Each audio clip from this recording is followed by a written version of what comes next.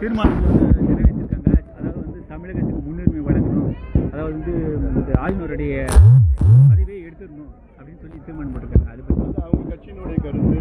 எங்களுடைய கோரிக்கை என்னென்னா, தமிழ்நாட்டில் ஜாதிவாரி மக்கள் தொகை கணக்கெடுப்பு நடத்த வேண்டும் என தமிழக அரசு அறிவிக்க வேண்டும் என இந்த மாநாட்டில் ஒரு தீர்மானம் போடணும்.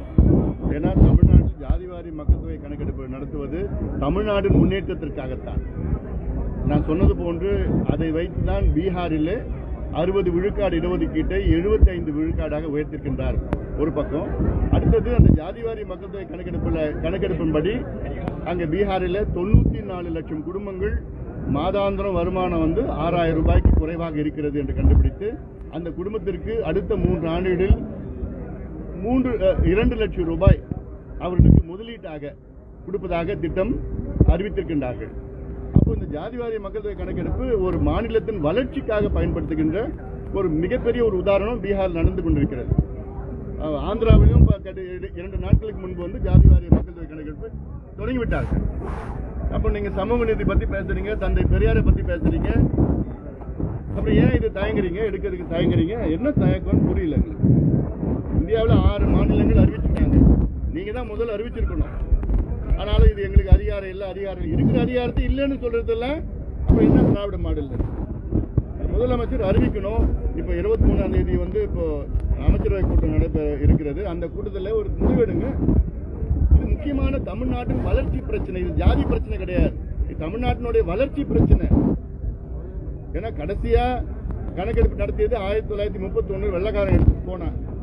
அந்த கணக்கு வச்சுதான் இப்போ இது வரைக்கும் நம்ம இடஒதுக்கீடும் வர திட்டங்கள்லாம் கொடுத்துட்டு இருக்கிறாங்க.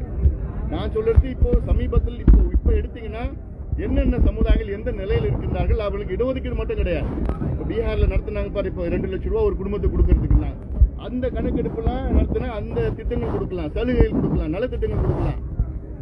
அதுக்காக தான் இவ்வளோ நாங்கள் போராடி போகிறோம், அழுத்தம் கொடுத்துட்டு இருக்கிறோம். தமிழ்நாட்டில் யாருமே எந்த சமுதாயமும் எங்களுக்கு வேண்டான்னு சொல்லலை. எல்லா சமுதாயங்களும் இந்த கணக்கெடுப்பு வேண்டும் தான் சொல்றாங்க. ஒரு சில கட்சி தலைவர்கள் புரியாம பேசிட்டு இருக்கிறாங்க. புரிதல் இல்லை இந்த பிரச்சனைக்கு. அதனால இது அவசியமா செய்யணும். முதலமைச்சர் அவசியமா அறிவிக்கணும். அது உடனே அறிவிக்க வேண்டும். ராமர் கோயில் கும்பாபிஷேகத்தை ஒட்டி மத்திய அரசு அலுவலகங்களுக்கு 6 நாள் விடுப்பு கொடுக்குறாங்க. அதில் யாருக்கும் மாற்றம் இல்லை. ஆனால் ஜிப்மர், எய்ம்ஸ் போன்ற மருத்துவமனைகள்லாம் 6 நாள் விடுமுறைன்னு சொல்லியிருக்காங்க. அப்போ எவ்வளோ மக்கள் பாதிக்கப்படுவாங்க? இது எந்த அடிப்படையில் கொடுத்துருக்காங்கன்னு எங்களுக்கு தெரியல. ஏன்னா இது மக்கள் பாதிக்காம என்ன செய்தாலும் மக்களுக்கு பாதிப்பு வரக்கூடாது. இப்போ நான் திமுக மாநாடு சொல்லியிருக்கேன், மக்களுக்கு எந்த பாதிப்பு இல்லாமல் நடத்திருக்கு. இப்போ எந்த நிகழ்ச்சி நடத்தினாலும் மக்களுக்கு எந்த பாதிப்பு வரக்கூடாது. சார் 2 நாளைக்கு முன்னே தருமபுரியில் வேல்முறை ஒரு 10 ஆண்டுகள் கழித்து இப்போ இருக்கிற தலைவர்கள் எல்லாம் வயதாகி விடுவார்கள்.